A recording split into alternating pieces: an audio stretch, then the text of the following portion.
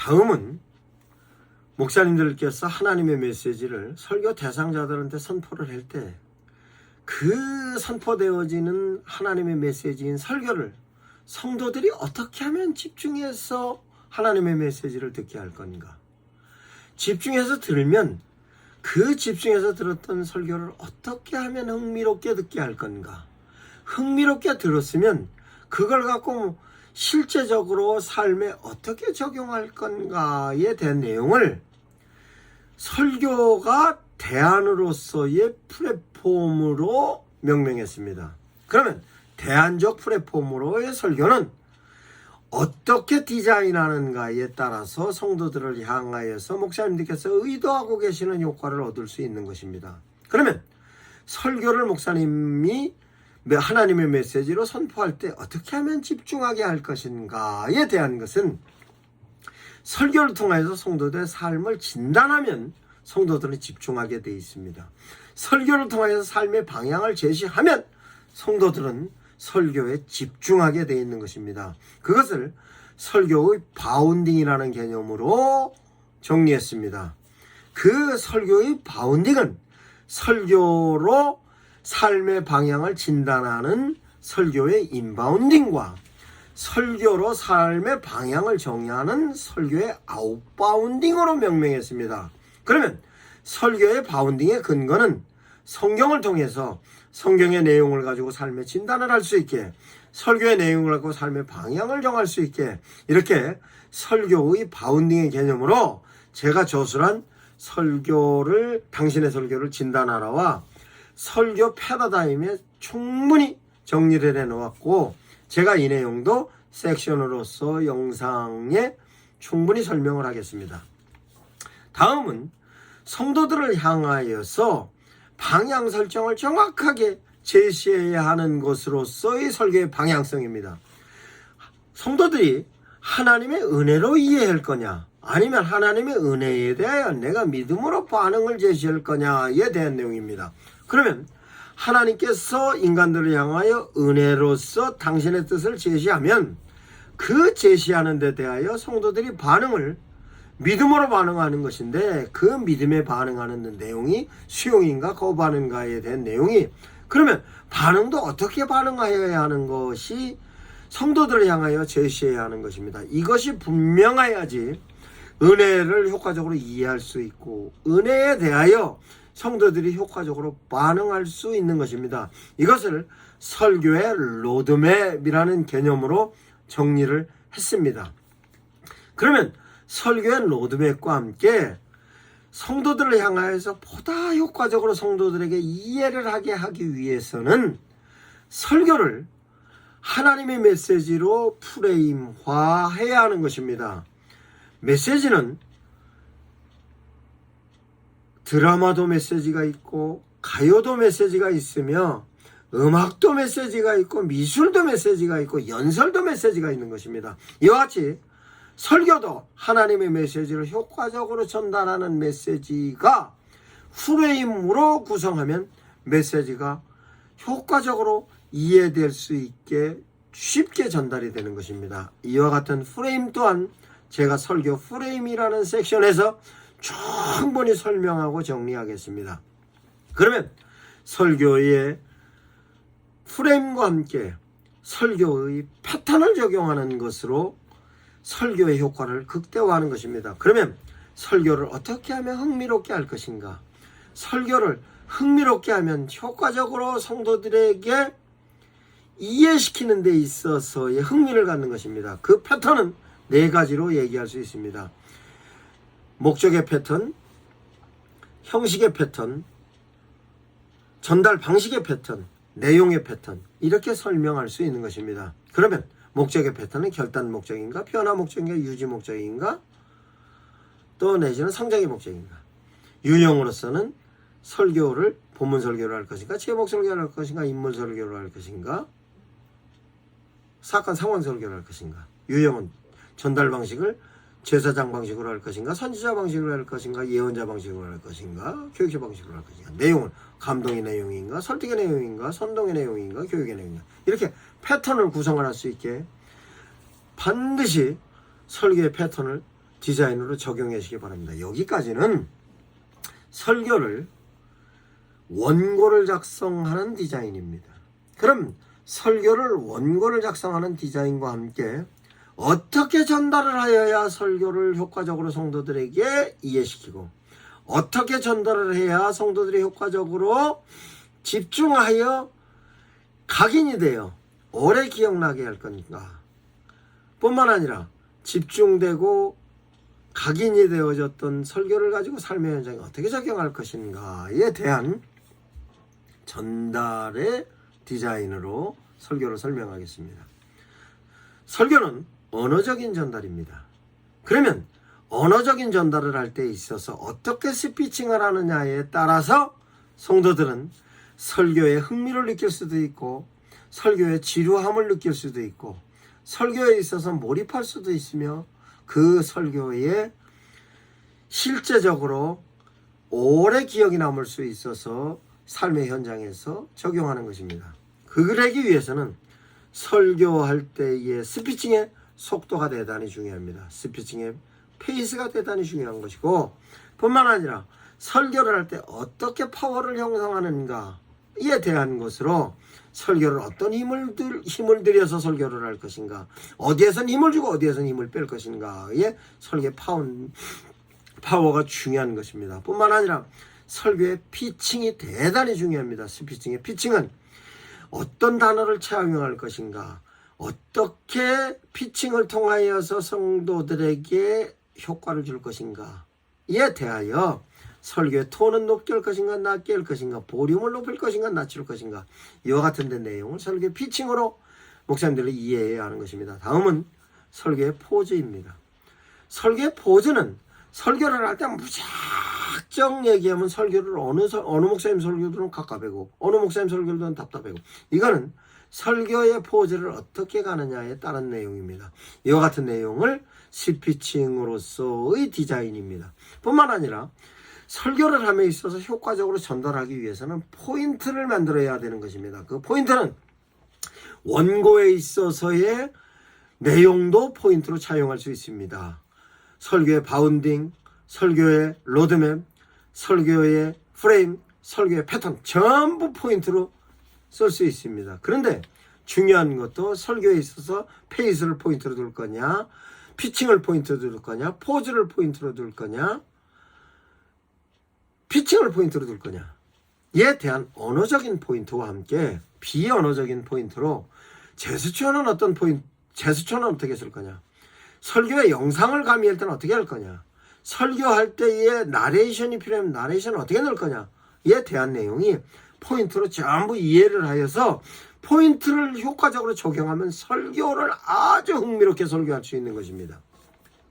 뿐만 아니라 설교의 포인트와 함께 설교의 타이밍이 대단히 중요합니다.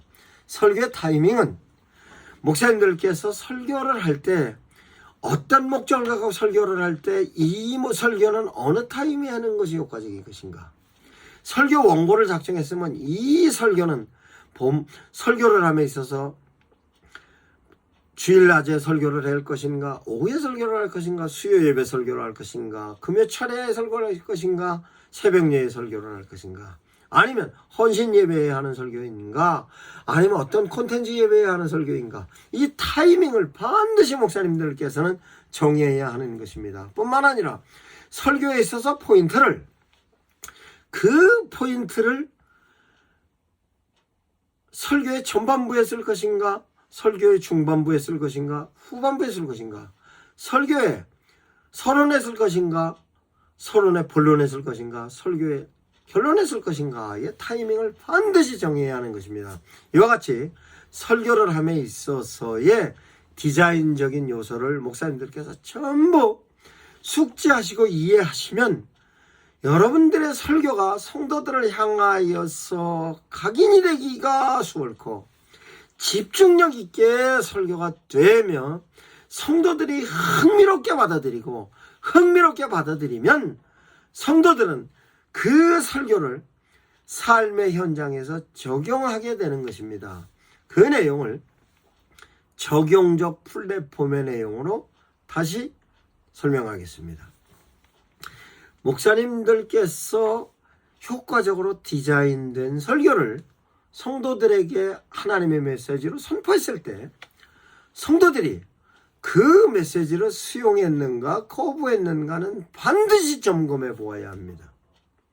성도들이 목사님들께서 설교 현장에서 선포할 때 아멘 아멘 한다고 그 설교의 메시지를 전부 수용했는가?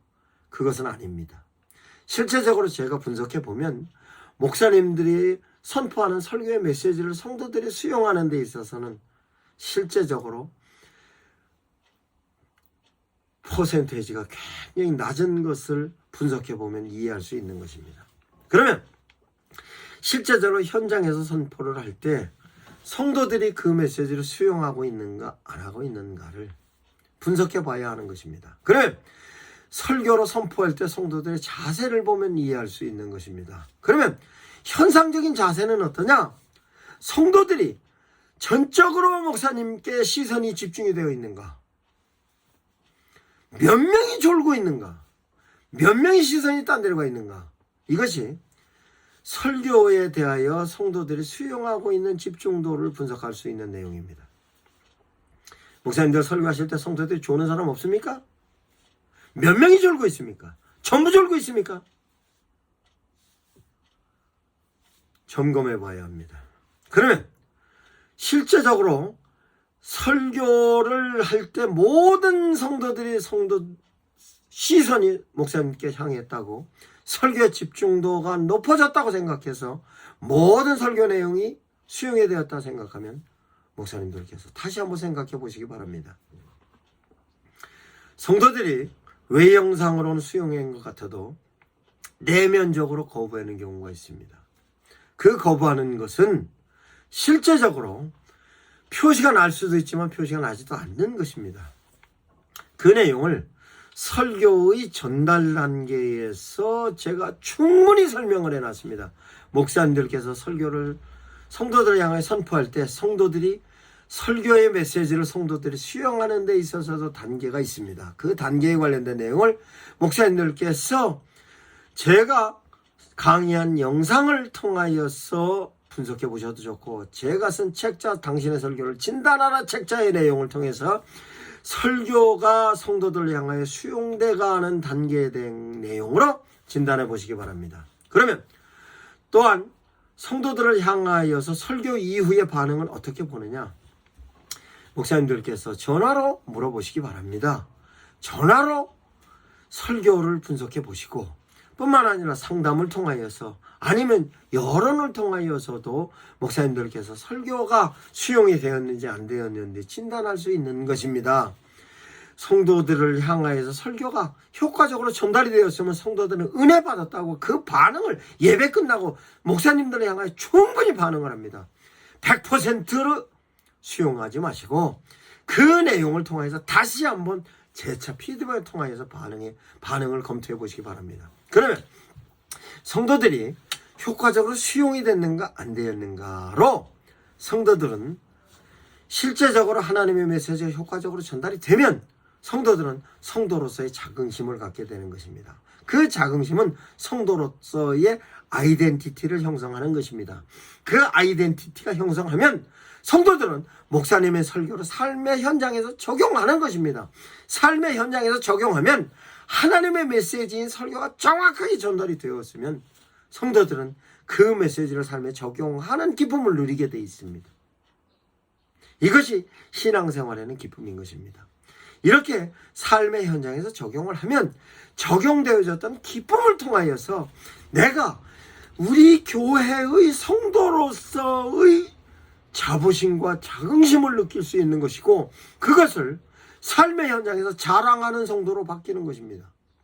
이게 그 교회 성도만으로서의 아비투스를 형성하는 것입니다. 즉 아이덴티티가 형성된 성도들은 당신의 교회 성도로서의 자긍심을 느끼는 아비투스가 형성이 되면 아비투스가 형성된 내용을 가지고 성도들을 향하여서 자랑하고 이웃을 향하여 자랑하는 것입니다. 성도들을 향하여서 자랑하는 것은 양육으로 나타나는 것이며 성도 아닌 이웃을 향하여서 자랑하는 것은 전도로 나타나는 것입니다. 이와 같은 데 대한 내용이 설교로서의 효과고, 이 설교로서의 효과는 하나님의 메시지가 정확하게 성도들을 향하여 제시하면 그 성도들은 삶의 현장의 인플루엔서가 돼서 하나님의 메시지로서의 인플루엔서로 성도들에게, 가족들에게, 이웃들에게, 직장에서, 삶의 현장에서 인플루엔서가 되므로 하나님의 메시지가 사회를 향한 메시지가 되는 것입니다.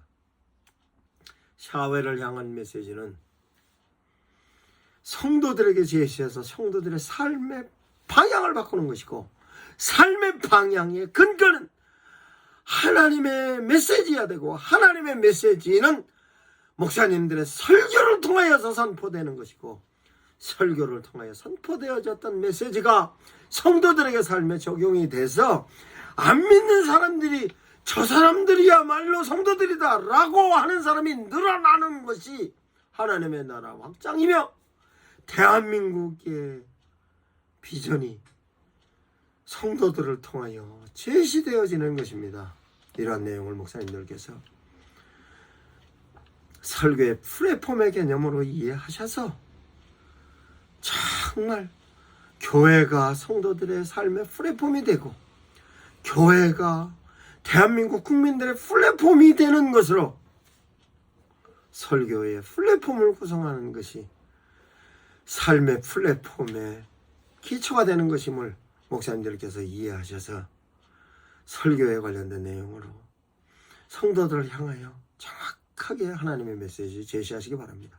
감사합니다. 미션 아카데미 대표 전원균 목사입니다.